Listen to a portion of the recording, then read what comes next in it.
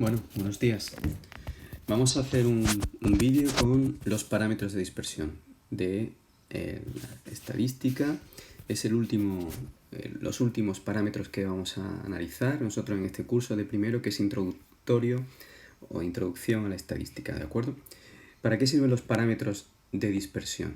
Parámetros de dispersión tenemos nosotros en el libro, tenemos el recorrido rango, la desviación media, la varianza y la desviación típica, ¿vale? Sobre todo nosotros vamos a hacer desviación típica, que previamente necesitamos la varianza, y el recorrido rango. La desviación media vamos a dejar un poquito más de lado, ¿de acuerdo?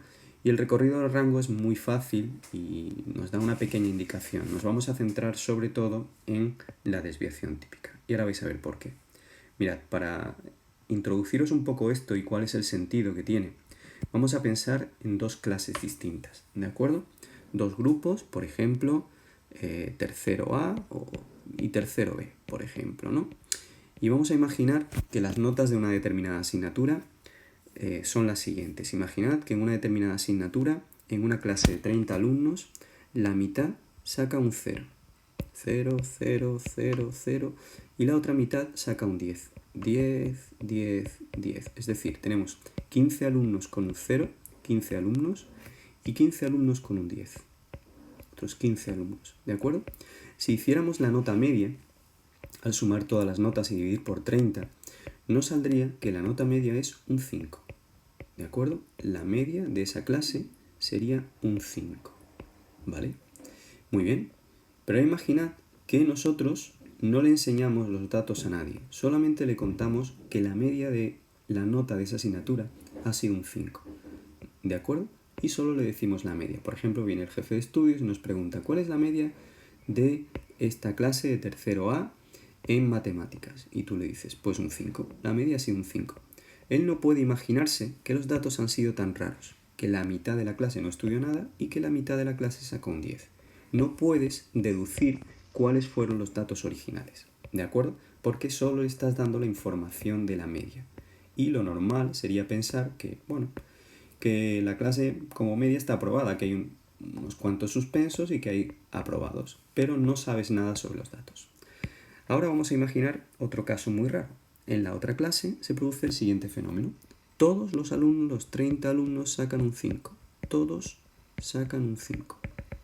¿De acuerdo? 30 alumnos, todos un 5. Y ahora dices, ¿cuál es la media? Sumas todos los datos y divides por 30.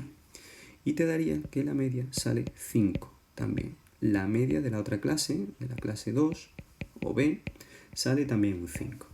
Y nuevamente el jefe de estudio te pregunta cuál es la nota media de esa clase. Y tú le contestas que ha sido un 5.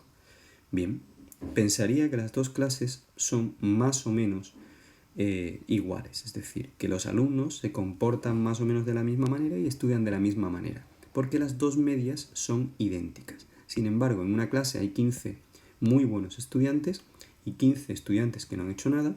Y en la segunda clase, todos los alumnos han estudiado más o menos lo mismo y han sacado la misma nota. ¿De acuerdo? Así que la media es, en cierta medida, una información que nos ayuda a comprender cómo son los datos de alguna manera, pero a veces puede tener resultados sorprendentes y no nos da una información del todo fiable sobre cómo son los datos originales, si solo dices la media, ¿vale? Ahí es donde nos ayudan las medidas de dispersión. Por ejemplo, el rango. El rango dice que la diferencia entre el dato mayor y el menor es la diferencia entre el dato mayor y el menor. Es decir, la longitud del tramo dentro del cual están los datos. Por ejemplo, en la primera clase, el dato menor era un 0, el dato mayor era un 10, el rango sería 10 menos 0, es decir, 10. 10 puntos de diferencia entre la nota menor y la nota mayor.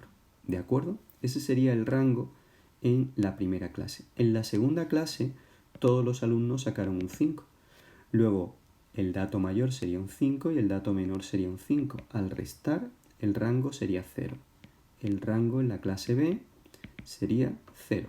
Es decir, no hay diferencia entre el mayor dato y el menor dato. Esto sería un caso muy extremo, pero podría darse. ¿Qué me diría el rango? Pues en una clase un rango muy alto me dice que hay mucha diferencia entre el menor dato y el mayor dato, sobre todo en notas, ¿de acuerdo? Y en la segunda clase sería una circunstancia muy especial. Rango 0, no hay distancia entre el mayor dato y el menor dato, ¿vale? Con lo cual me diría que en la segunda clase los datos están muy agrupados, totalmente agrupados de hecho, y en la primera clase los datos están muy separados. Eso nos va a ayudar también sobre la varianza y la desviación típica. Muchas veces cuando explico una fórmula, le digo siempre a los alumnos que hay que tener en cuenta qué operaciones aparecen en la fórmula. Si tú tienes en cuenta las operaciones que aparecen en la fórmula, entenderás cuál es el objetivo de esa fórmula y de ese valor que te están dando. ¿De acuerdo? Vamos con la desviación media, aunque repito que casi nunca os lo vamos a pedir. La desviación media es coger cada dato y restarle la media, y eso ponerlo en valor absoluto. Es decir, es a cada dato restarle la media, lo cual hace que si yo tengo dos valores y los resto, lo que me está diciendo es la distancia entre uno y otro valor. Por ejemplo, si un alumno sacó un 2 y la media era un 5, cuando resto me sale menos 3, ¿vale? Esto en valor absoluto se convierte en 3.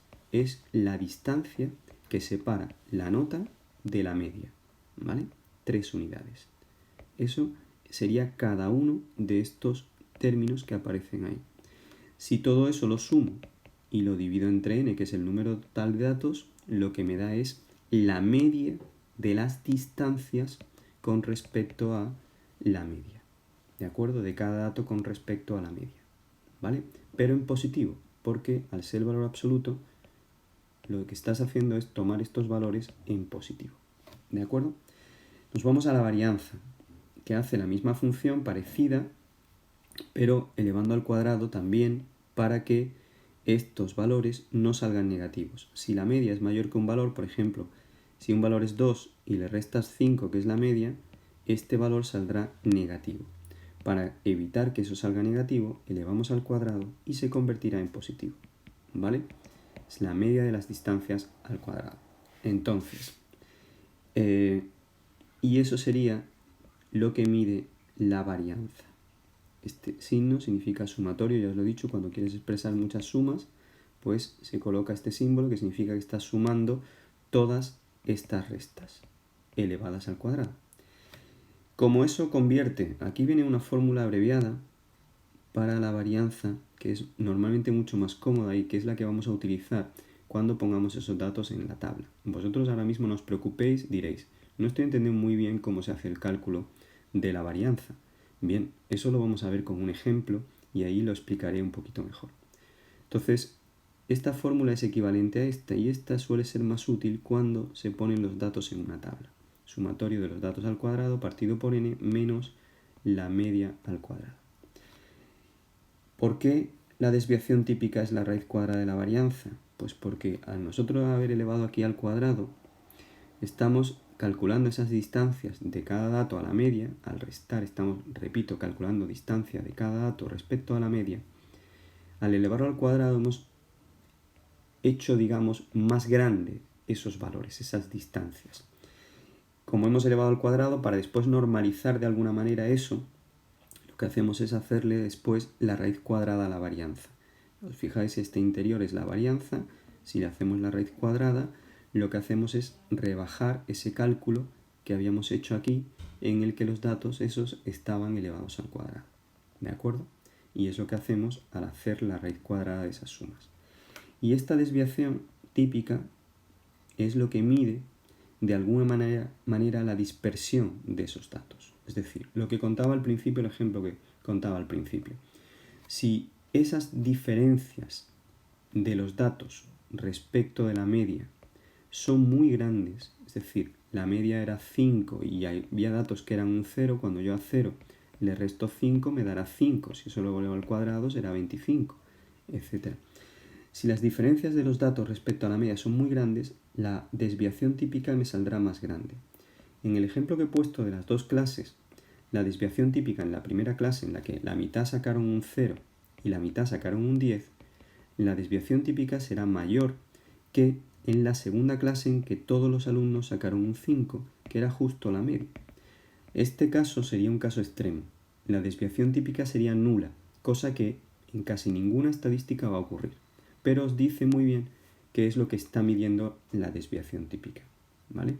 Cuanto mayor sea la desviación típica, mayor es la dispersión de los datos. Cuanto menor sea la desviación típica, menor es la dispersión de los datos. Luego, dice aquí que a partir de ahora prestaremos especial atención a la media y a la desviación típica. La información de cada uno complementa la del otro. ¿En qué sentido? Pues una media seguida de una desviación típica muy alta, muy grande, indica datos muy dispersos. Una media con una desviación típica muy pequeña indica datos muy concentrados. Entonces, si por ejemplo a mí alguien me dice que la clase de tercero A tiene media 5 y desviación típica 1,3, me está dando una información. Diréis, no lo explicas muy bien porque no me estás diciendo qué información te está dando. Veréis con la otra clase.